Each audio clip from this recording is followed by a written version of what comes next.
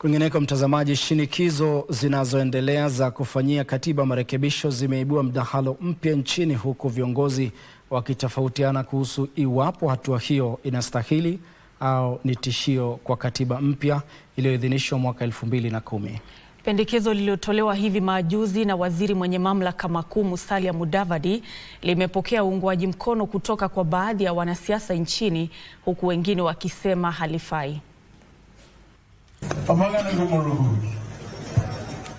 Pendekezo la hivi majuzi la waziri mwenye mamlaka makuu zaidi Musalia Mudavadi la kuandaa kura ya maamuzi sambamba na uchaguzi mkuu wa mwaka 2027 limepokea uungwaji na ukosoaji kwa kiwango sawia.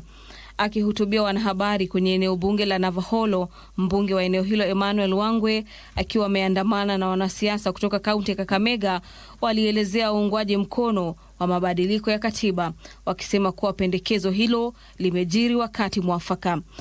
We are staring at a massive legal crisis where the 2027 election could be nullified before it even begins. Ni kweli tusipoandaa mambo ya referendum, huenda uchaguzi wa 2027 ukawa unconstitutional, kumaanisha kwamba tutakuwa tunafanya kazi bure.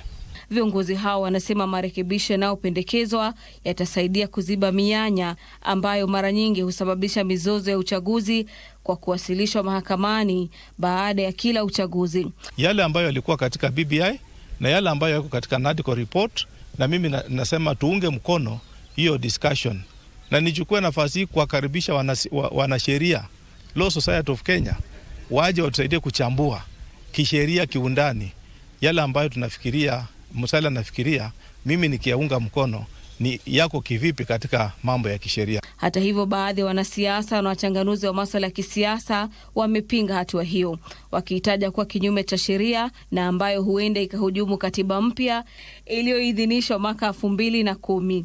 Ni njama za kisiasa na sivyo vitu ambavyo vinalenga maisha ya wananchi, raia wa kawaida, Mkenya wa kawaida, na ambavyo vinaweza kunufaisha taifa la Kenya kwa njia yoyote. Ikisha kuja tusome, kwa sababu hivi mama juzi mmesikia Senator Chergai akiongea mambo ya term isongeshwe from 5 years 7 years. Sasa ikiingia kitu kama hiyo, sisi wananchi sisi tutasema hapana, tutapinga hiyo. Haitaenda pahali, because ni kama hawa sasa ni kujitafutia namna ya kuendelea kwa uongo. Hiyo tu peke yake. Vilevile waliwashtumu wale wanaoshinikiza miito ya kuandaliwa kwa kura ya maamuzi, wakisema ni njama ya kujiongezea muda kusalia mamlakani.